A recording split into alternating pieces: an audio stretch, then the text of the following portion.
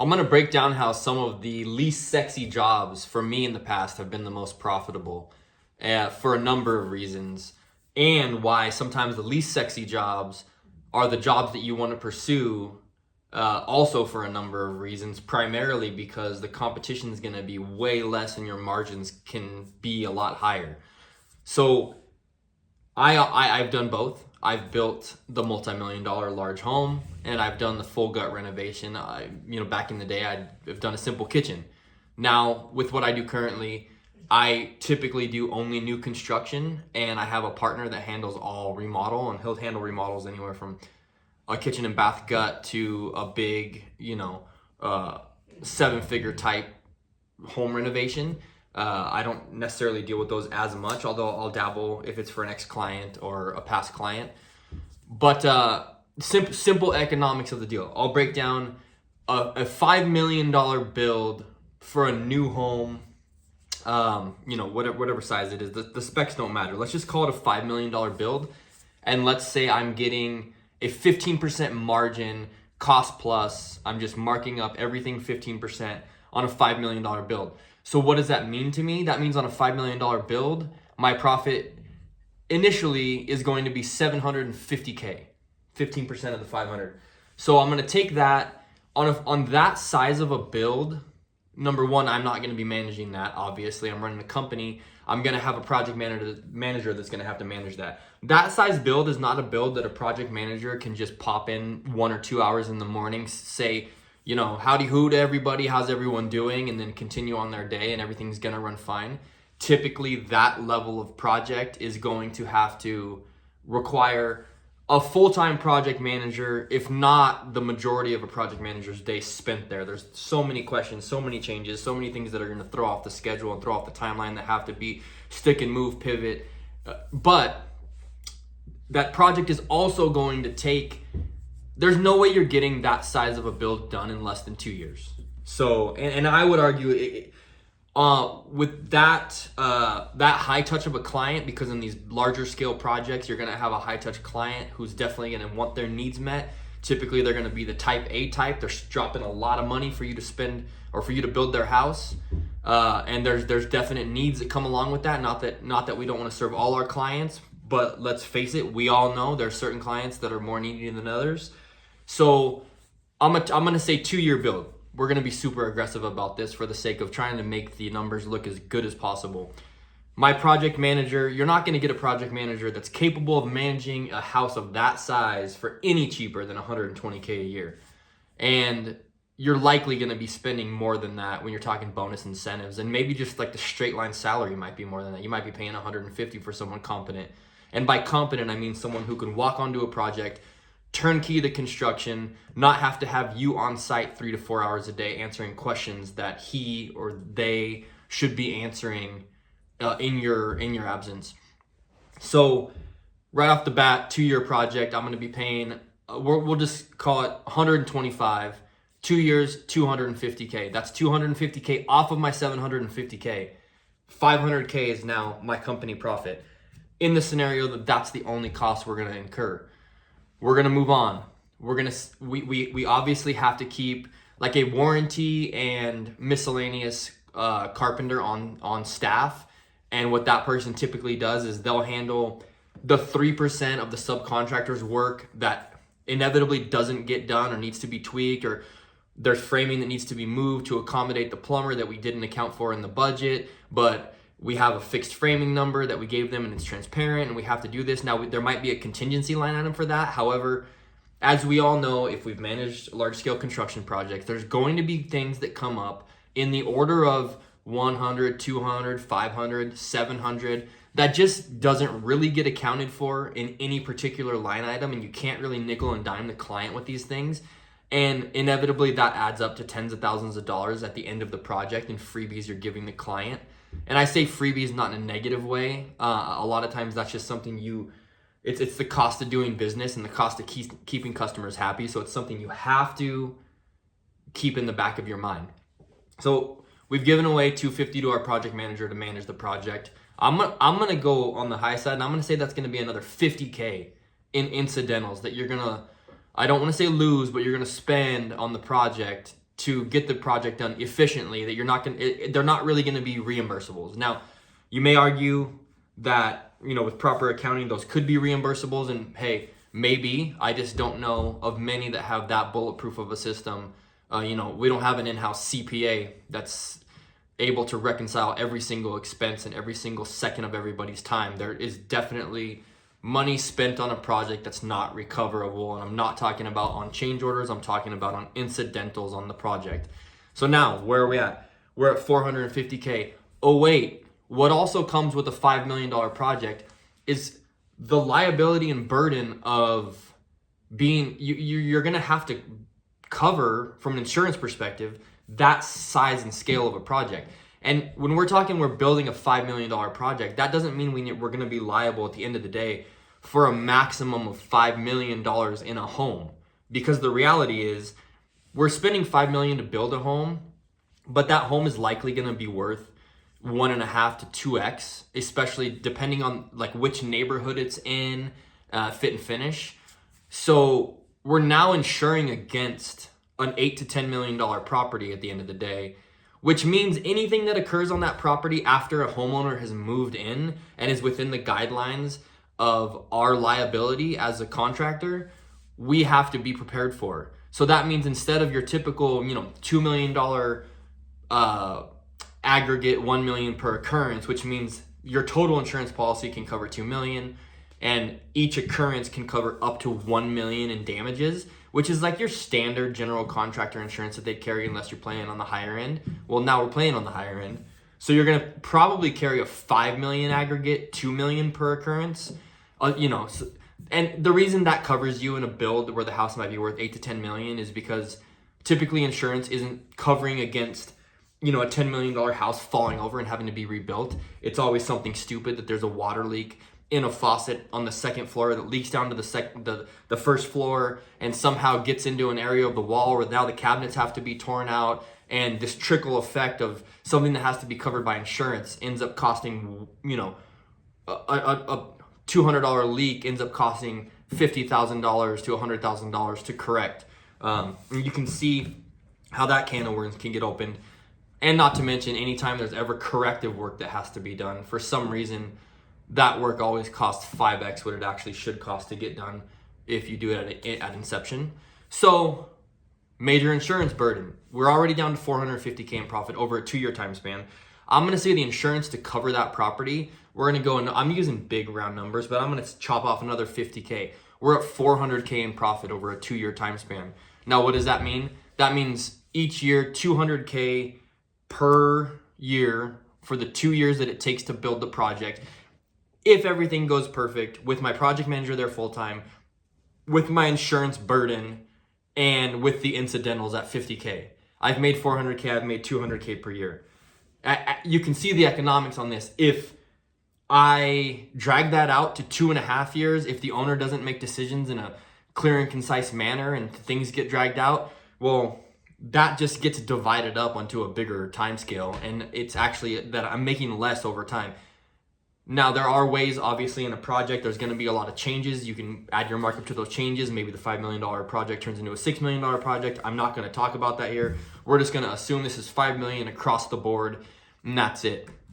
I look at that, and, those projects are appealing to most contractors, not because they've done what I just did and ran through the economics of it, but because at the end of the day, it's a big, sexy house that you could post on Instagram or you could take photos of, or you can flex on people and say, I built that house. That's a real deal. And there's a lot of ego caught up in building homes and construction. And we all want to do like the big fish jobs. We want to do the sexy projects.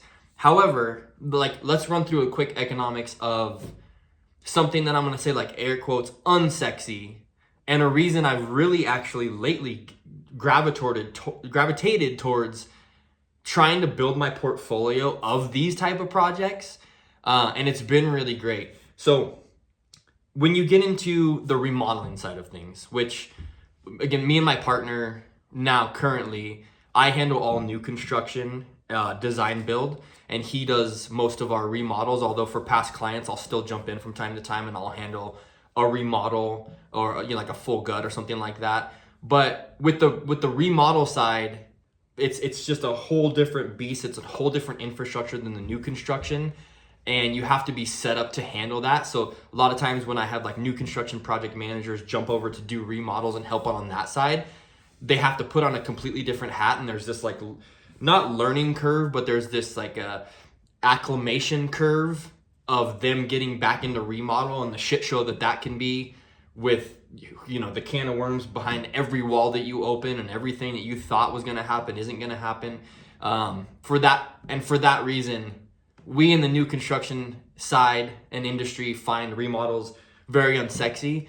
However, on a new construction, as I mentioned earlier, we can typically get somewhere from, depending on the size, 10 to 15%, up to 20%, and this is all cost dependent, cost plus on the build out. So best case scenario, 20% depending on cost of build. As the cost of build goes up, our profit margins go down 15, 12. That's just industry standard. The quote unsexy projects on these big remodels, a lot of times, and I'll explain the reason why, the profit margins can be much, much higher, even if it's a project that is into the seven figures, a $1.2, $1.8 million large scale renovation. A lot of times on those projects where in a new construction, you would be getting 15 to 20%.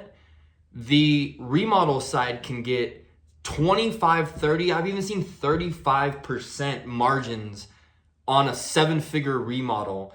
And the reason's simple.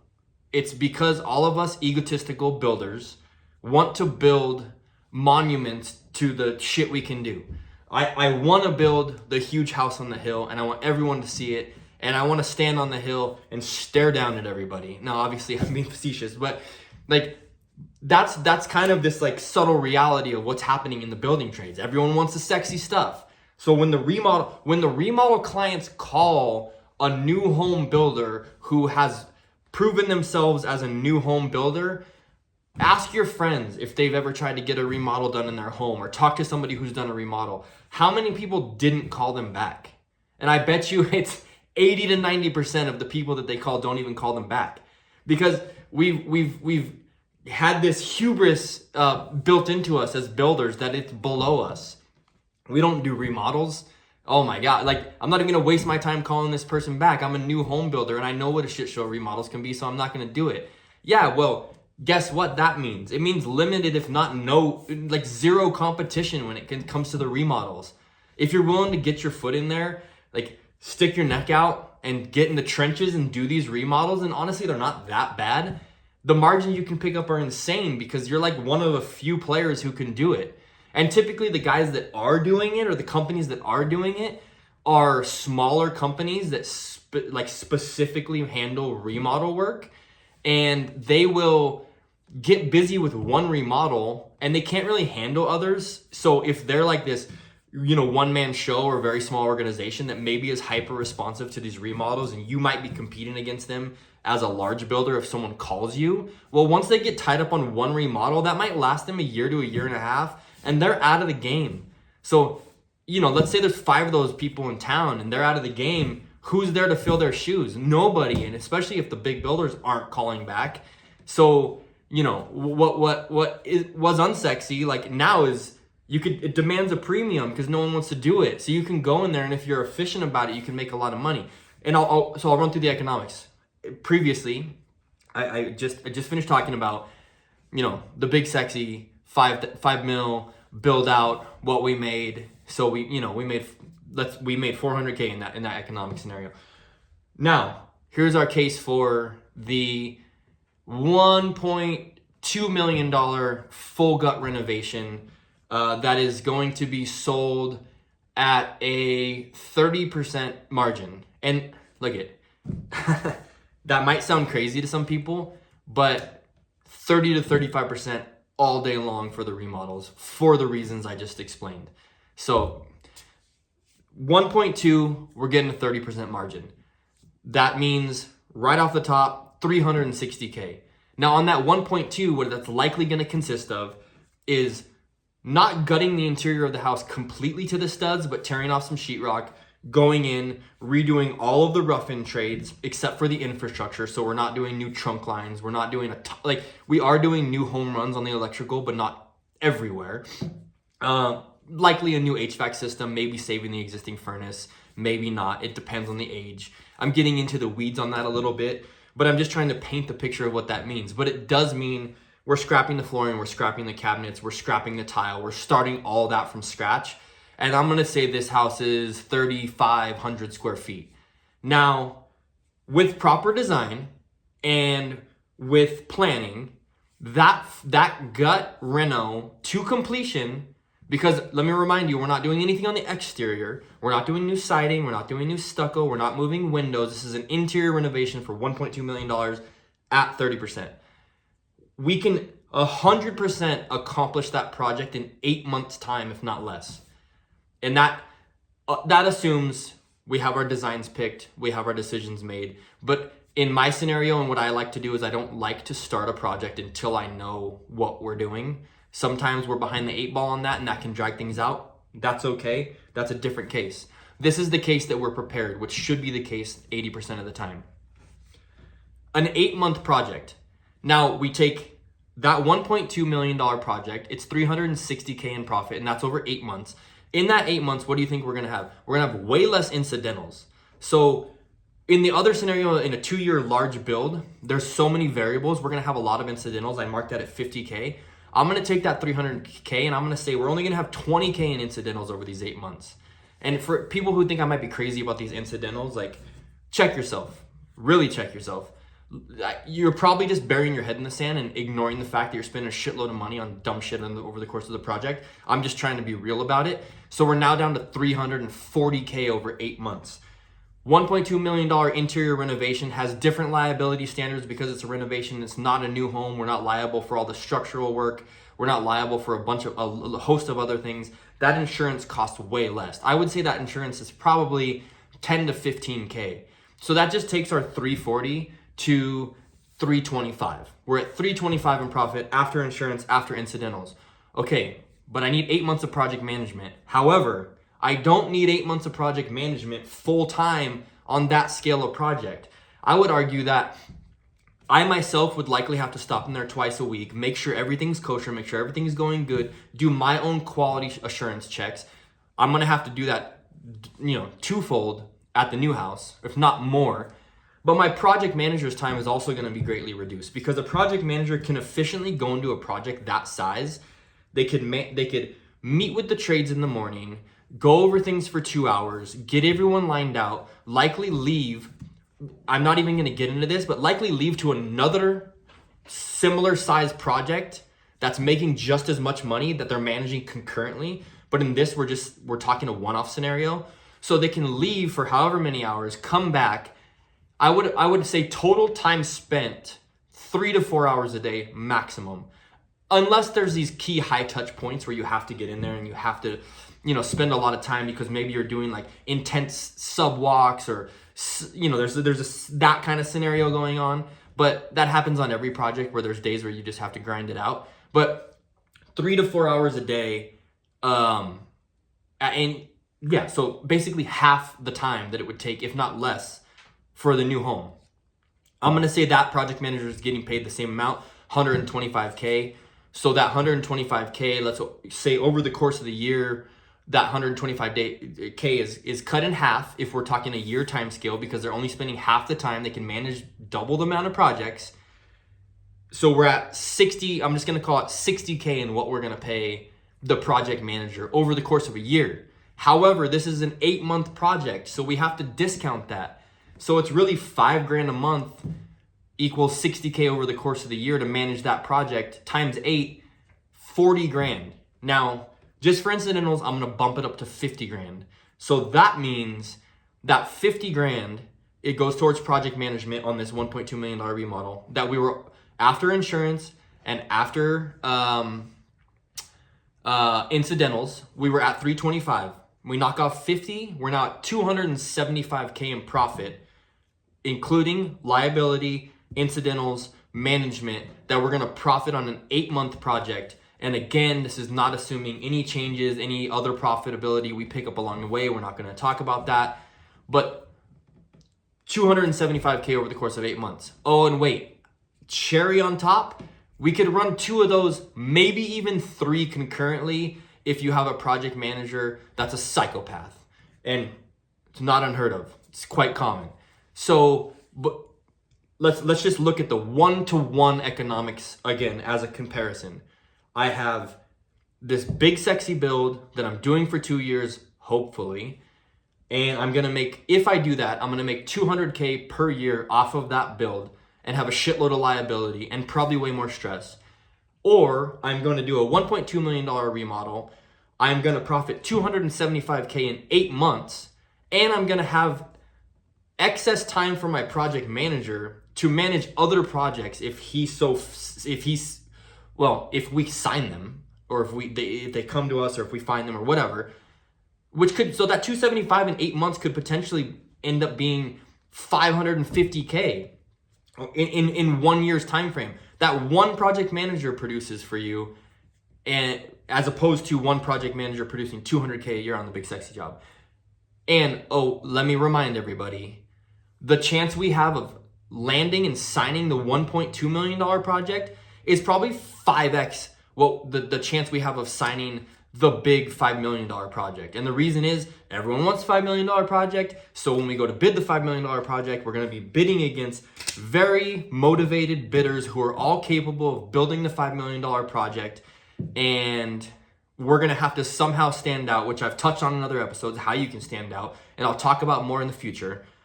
But you're really going to have to put your best foot forward and score that project.